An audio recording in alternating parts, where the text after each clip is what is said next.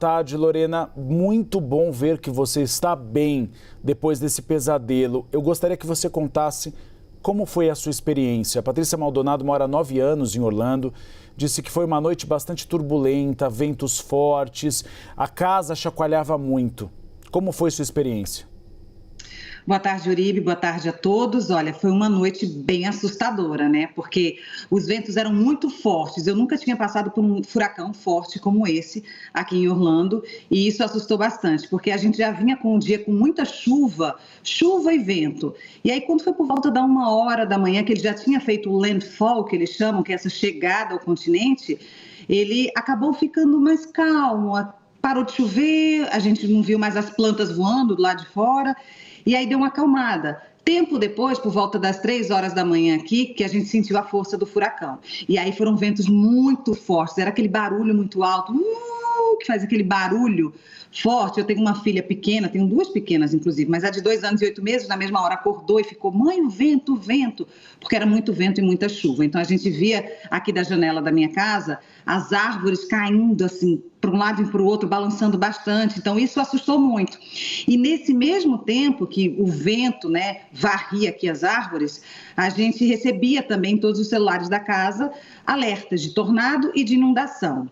Eu confesso que foi quando eu fiquei mais receosa, porque até o momento eu não estava muito receosa. A gente resolveu ficar em casa, porque aqui não tem ordem de evacuação, na minha região não tinha ordem de evacuação, a gente poderia ficar em casa, claro, tomando os devidos cuidados, né? A gente fez estoque de água, estoque de comida, colocamos água na banheira para caso de falta d'água, a gente ter água limpa ali se precisasse. Tínhamos também lanternas e pilhas, inclusive caiu a energia, mas foi muito pouco, coisa de 2 minutos e depois ela voltou. Então eu estava tranquila, mas aí depois começaram a chegar os alertas de tornado e de inundação repentina que poderia acontecer. E aí eu fiquei preocupada, porque eu moro no térreo e imaginei já a água subindo aqui no meu apartamento, mas graças a Deus isso não aconteceu. Passado esse momento do furacão, que durou umas 2 horas, aí tudo voltou à normalidade. Agora nem chove aqui em Orlando e acho que está mais tranquilo. Só coloquei a cabeça do lado de fora da varanda para ter uma noção e perceber que o clima já está melhor e que aqui, aparentemente, na minha área, não teve nenhum dano maior. Ou seja, Lorena, você não deve ter dormido, porque é uma adrenalina tão grande e um medo tão grande que você fica pilhado, né? Eu não dormi, inclusive eu sou jornalista também, trabalho aqui na área, então eu já estava naquela coisa de jornalista que a gente fica meio que apurando e tudo, curioso, participando dos meus trabalhos aqui na Flórida também, e ao mesmo tempo atendendo as pessoas que ficam desesperadas aí do Brasil também, querendo saber notícia, todo mundo, né, querendo saber como é que estão as coisas aí, então eu não dormi. Quando eu fui dormir, eram umas 11h da noite, consegui descansar, mas eu acordei com o barulho dos ventos, e aí eu não dormi mais e estou até agora ligada no ar, só acompanhando as notícias também. Mas graças a Deus, aqui em Orlando, pelo menos na região onde eu moro, passado esse susto mais, a gente agora está bem tranquilo, graças a Deus. Lorena, eu fui para o Ushuaia recentemente e não era nem comparado com o que você passou. E eu não consegui pregar o olho a noite inteira da força dos ventos. Imagine em meio a um tornado e furacão. Você conseguiu abastecer seu carro, porque a gente teve informação agora da CNN Internacional que 1 a cada 4 postos de gasolina na Flórida estão sem gasolina. Isso, a gente tinha informação, inclusive, que na segunda-feira 1.000 postos de combustíveis já estavam sem gasolina aqui em Orlando. A gente conseguiu abastecer porque, Uribe, é tudo muito organizado. Acho que até é importante a gente falar isso. Assim, o estado se para mesmo para a do furacão. No domingo já tinha avisos de que, olha, se preparem, façam os planos de emergência, como eles costumam chamar, os planos de emergência, que incluem abastecer o carro, ver as pilhas, olha as lanternas, comprar água. Então, no domingo a gente já abasteceu os carros, já começou a fazer compras de comida, até porque a gente tem filhas pequenas, então fizemos essa compra de comidas e já abastecemos. Então, eu não passei por essa preocupação. Na segunda, eu percebi nos grupos de WhatsApp de brasileiros que eu tenho aqui, as pessoas falando, olha, não encontro mais água. E aí ficava aquela ajuda, onde é que tem? Qual o supermercado que tem? E aí eles se ajudavam ali dizendo onde é que tinha. E aí depois eu vi que os próprios supermercados acabavam reabastecendo e as pessoas iam comprar.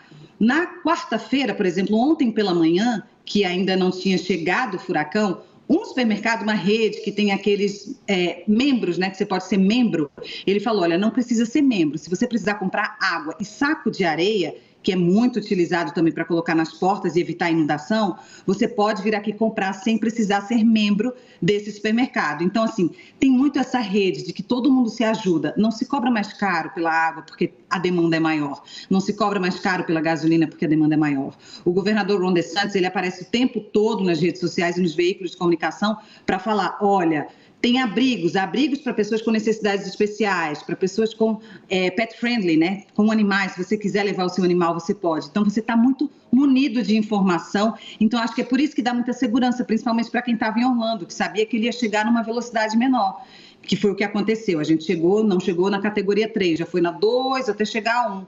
Então, assim, a gente também estava muito seguro porque é muita informação, é muita preparação até a chegada do furacão. Isso é muito importante que você contou, Lorena, principalmente dos preços, porque no Rio Grande do Sul a gente viu o oposto, as pessoas cobrando uma quantidade astronômica nos produtos e é aquela coisa, a inflação também, da crueldade, né? Na pandemia também, né, Uribe? É uma situação completamente cruel. Alguém que venda mais caro em meio a uma tragédia, tente lucrar em meio a uma tragédia.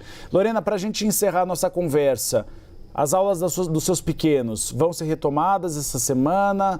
Eles vão à escola ou você ainda está um pouquinho apreensiva? Olha, a situação das minhas pequenas são bem pequenas.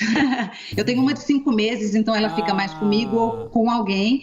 E a outra de 2 anos e 8 meses, aqui nos Estados Unidos, é uma situação um pouco diferente. Aos 4 anos eles entram nas escolas. Antes disso, eles ficam nos daycares, que são chamados os berçários.